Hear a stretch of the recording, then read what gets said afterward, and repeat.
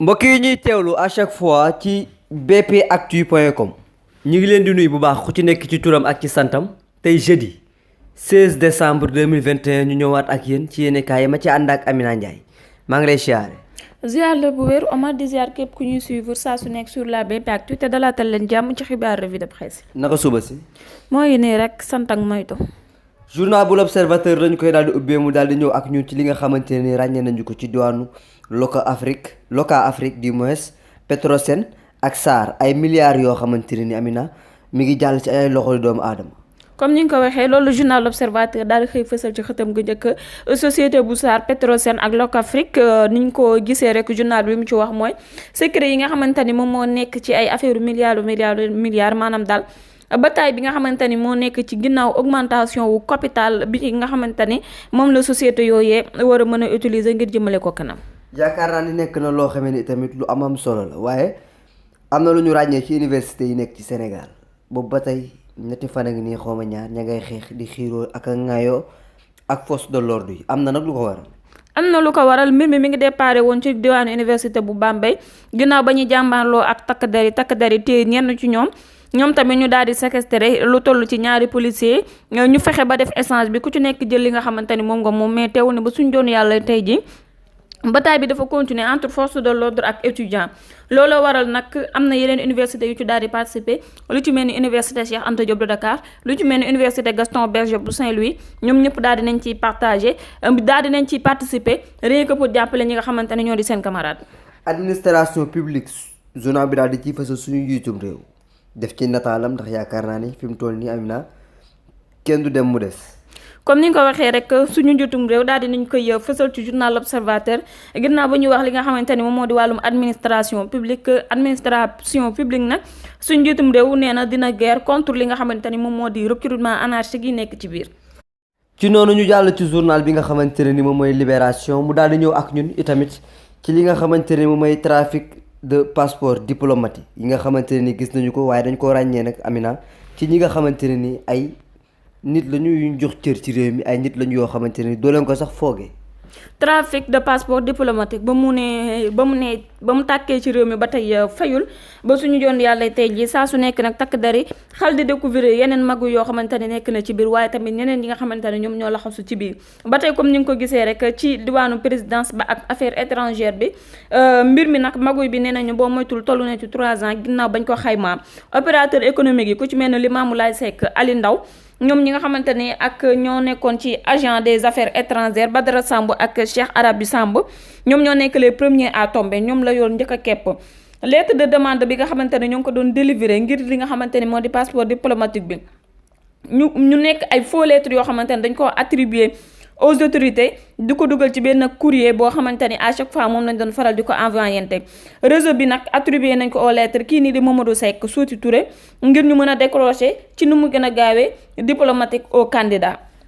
yemul foofu defaru waatal nee nañu Kodou Ndiaye ak Yacine Fall ñoom ñi nga xamante ne ñoom ñoo nekkoon les deux faux ñes maanaam daal les deux fausses ñes maanaam kii nii di Falilou Kane da leen a déclaré woon comme si que seen ay ñes lañu alors que nekkuñu woon ay ñesam ñoom dañoo jëloon toll ci 12 millions de francs CFA daal di koy jébbal waa mafia bi rien que pour mën a am ci li nga xamante ni moom moo di diplomatique bi lu toll ci 10 000 euros la ñu daal di soutirer au président après benn lettre de stock boo xamante ni bindoon nañ ko daal ni dañoo bëggoon a évacuer benn autorité religieuse bu amee woon feebar bu méttee benn gendarme tamit nag yoon daal dina koy teg loxo démb lañ ko auditionné ca diwaanu dikk bañ ko auditionné bàyyi nañ ko mais tey jii dafa war a dellu si waatam ak beneen moroomam ndax ñoom tamit dafa mel ni dañ koo gis ci li nga xamante ni moo di wàllum trafic bi. yaakaar naa ni nag ay leeral la yoo xamante ne ni ay leeral yu leer la waaye comme ni ko l'Observateur fësalee mbirum Sarr yaakaar naa ni itamit Libération ñëwaat na ci ndaxte fii dañ ni li ñu suspecté boo ko toll na ci 200 milliards de francs CFA yaakaar naa ni nag Amina lii moom. jéggi na dayoo 200 milliards de francs CFA scandale au cœur de la SAR comme ni ko journal bale waxee woon rek ci la ñu daal di ñëwaat fële ndax journal bale dafa cité woon SAR Loka-Afrique ak li nga xamante ni moom moo di Petrosen ci xaalis bi nga xamante ni moom mooy indi maguy seen biir ba tax na ñu leen di auditionné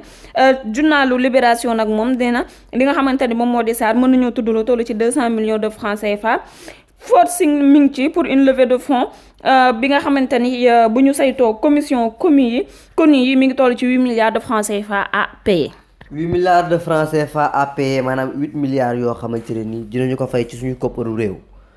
ba tey Vox Populi desandi ak ñun moom ci ñaari gendarme yi nga xamante ni auditionné woon nañ leen démb ci mbirum trafic faux passeport diplomatique yi waaye nag dinañ dellu si waat ñu laajaat leen ñu tontu rek. ñu laajaat leen ñu tontu ci la ñu daal di ñëwaat ak ñun ci ñaari gendarme yi nga xamante ni nag dafa mel ni yoon say ñaaw na njott ni ñoom ñaar bokk nañ ci wàllum trafic de passeport diplomatique bi démb ca diwaanu dëgg lañ leen auditionné daal di leen di libéré sur convocation aujourd'hui tey jii ci bés bi ñu nekk ci la ñu daal di fas yéene solaat seen dàll dem ca digg ñu daal di leen di defar benn deuxième nu ñu koy waxee audition retour au parquet nag am na ñaata ñoom ñu ñu interpellé le troisième en attente de défèrement aujourd'hui ki nga xamante ni moo ci gën a ñàkk sens tey jii lañ ko fas yéenee defeere. am na solo waaye ba tey ci Vox Populi mu ñu indil projet bi nga xamante ni moom lañ doon def ca Ndaayaan ci côté Popenguine bi ndax yaakaar naa ni nekk na projet boo xamante ne ni dina dimbali bu baax a baax population ba yeewoo foofu. comme ni nga ko waxee rek projet de Ndaayaan la DG bi nga xamante ni moom moo nekk ci PAD ba moom moo daal di obtenir benn soutien bu jógee ci population yi daal di ñëw ci ñoom ca diwaanu Popenguine ak yenn cérémonie de remise bu certification bu 2015 bi après président Macky Sall dafa bëgg engagé waat administration après ki nga xamante ni moom moo di président bi jiite entreprise ba suñu njiitum réew dafa fas yéene engagé waat administration bi yëpp ngir ñu def benn démarche de qualité démarche boo xamante ni dafay nekk ci transparence ñeneen ñi nga xamante ne ni moom bëgg naa Amina Ndiaye ñu waxtaan ak ñoom ndax jàmm dellu si muy universitaires yi ndax xeex la boo xamante ne nii ku ko gis sa xel du dal te ku ko gis di nga tiit ko fa amul mbokk am nga fa mag wala nga am fa koo xamante ne ni sab xarit la te boobu ba tey ñu ngi jàmmaarloo ñoom ak policiers yi. comme ni nga ko waxee rek ba tey journal moom lay indiwaat université Cheikh Anta Diop de Dakar ñoo ngay jàmmaarloo université Assane Seck bu Ziguinchor ñoo ngi jàmmaarloo Gaston Berger ñoo ngi jàmmaarloo IABD ñoo ngi jàmmaarloo rien que pour soutenir seen xarit yi nga xamante ni seen camarade yi nekk ci diwaanu université bu Bambey ndax gis nañu nag ñoom waa Bambey seen xeex bi mi ngi bëgg a yàgg ba ñëwul 2 semaines mën nañu 3 semaines saa su nekk demoon nañu ba mbirum séquestration am ci mbirum échange am fi affaire bi mel ni woon luy jouer film te ku xam université yi xam ni macha allah étudiants yi bari nañu te seen xeex du doy donc nañ leen woo waxtaan ak ñoom ci njekk ak teraanga. yaakaar naa ni waxtaan sax nag moom mooy li nga xamante ni moom mooy liñ ci war a def ndaxte ñoom ñoo bokk ndey ñoom ñoo bokk bàyyi seeni ay frère lañ seeni biir la. record daal di ñëw ak ñun ci primu Lions yi nga xamante ne ni Amina ci CAN 2022 bi la yaakaar naa ni toll na ci 186 millions de francs CFA. waaye nag ñi mérité nañu lu ëpp lii parce que ay gaynde lañu te réew mi la ñuy dem taxawali ji. 186 millions de francs CFA comme ni nga ko waxee rek moom la ñu daal di jébbal gaynde yi ngir li nga xamante ni mu nekk seen prime de qualification à la CAN 2022 incha allah.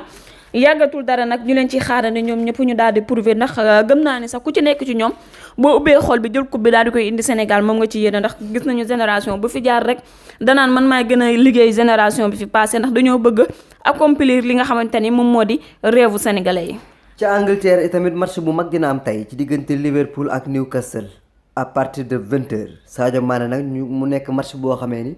match la bu ñu ko ciy xaar. ñoo ngi ko ciy xaar ne bu baax a baax comme d'habitude rek ndax match Liverpool yëpp dañ ko ciy xaar mu daal di prouver Liverpool Newcastle tey jii lay dooree bu 20h jotee Sadio Mané lay mégi pour mettre fin à l'heure 17 Chelsea nag comme ni ñu ko gisee rek nee nañu pour mu bañ a lâché benn yoon Liverpool ak City moom tamit dina yokku cere doole ñeex. gën a góorgóorlu rek Amina Ndiaye waaye leneen la nga xam ne mi ngi ci record muy Balla Gaye numéro 2 ak Sa Thiès ñoo bokk seen waajur yi. waaye nag dañuy seetlu ni Balla Gaye dañ koy tere mu wàcc ci géewu làmb Sa Thiès itam naka noonu li ko waral mooy ñu ne bokkuñu écurie yaakaar naa ni loolu itamit lu ñu war a xoolaat la. li xale yi naan cas baa ngi noonu cas bi dafa mujjee danse nag loolu la CNG mujjee décidé ginnaaw violence yu bari yi nga xamante ni moom moo fi am violence yi nag dara waralu ko lu dul ñi nga xamante ni ñoom ñooy nekk des fois ci biir géewu làmb gi di jàppale ñeneen ñoo xamante ni bokk ñoo ñoom écurie mais bokkal nit ki écurie ak nga bokkal nit ki ndey ak baay sa diamétralement opposé donc ci diggante Sa Thiès ak Balla Gaye moom côté boobu gëm naa ni waa CNG jum nañ fa bu baax a baax ba tax na Gris Bordeaux comme ni ngeen ko gisee rek nekk président de l'association des lutteurs nee na il faut ñu am bras bu long waaye tamit ñu def bras fer jaayante ak CNG ndax lutteurs yi li ñuy subir ci injustice bari na lool. Amina nag yaakaar naa ni yéen nii moom dañ ko war sax nag ba ndaxte Balla Gaye numéro 2 du wàcc géewu Sa Thiès Sa Thiès du wàcc ci géewu Balla Gaye loolu day xaw a compliqué mbër mu ci nekk am ngay am di jàmm am nga ay ñoo xam ne yéen a bokk gox te bokku leen écurie booy bëre ñu war a ñëw indil la soutien nañ ci waxtaan suñu làmb daal di ñëw ak ñun ci beneen décision boo xamante ni CNG bi jël na ko ci mobile numéro 2 ginnaaw bi mu waree bëre ak Bour Sine rent Dakar tëggoon ko mu dem États-Unis ñëwaatul CNG bi nag aj nañu ko 5 ans ferme du bëre. CNG daal dinay aj mobile de 5 ans ferme dootul bëre ginnaaw ba mu absence bu yàgg boobee comme ni nga ko waxee rek dafa mel ni nag CNG jamono ji moom génnewul bant dong yam ci dafa génne caravage génne na ciseau day wokkaate day dóore day màtte dafa bëgg indiwaat ordre bu bees tàkk ci làmb ji waaye nag ordre yooyu est-ce que ordre la yoo xamante ne jar na yoon. Boy Niang numéro 2 tontu na Tapha Tine ndax ñu bëri dañu wax naan xeex bi arrangé wu ko nag moom nee na bu ko Tapha Tine andilee xeex bi andil na ko li ko gënal. li woykat bi naan fii loo fi indi nga fi fekk bul ma woo ci aaru bandi loolu la Boy Niang 2 daal di wax Tapha Tine nee na ko loo fi indi nga fi fekk bul ma woo ci aaru bandi bu fekkante ni xeex la rek di nga ko fi fekk à gogo boo dem sax ma jox la sëriñ ca nga yóbbaale. yaakaar naa ne nekk na lamb joo xamante ne ni dimanche la incha allahu rabbi ci arène nationale di ñaan rek jàmm am fa salaam am fa lañ fa gisoon bi passé bañ faa amati. loolu kay yal na fi dakk yal na doon dernier combat buy mel noonu mbokk yi fi la ñu fas yéene yam ak yéen ci xibaar yi. di leen jox dig daje rek xanaa kay bu suba jàmm incha allah.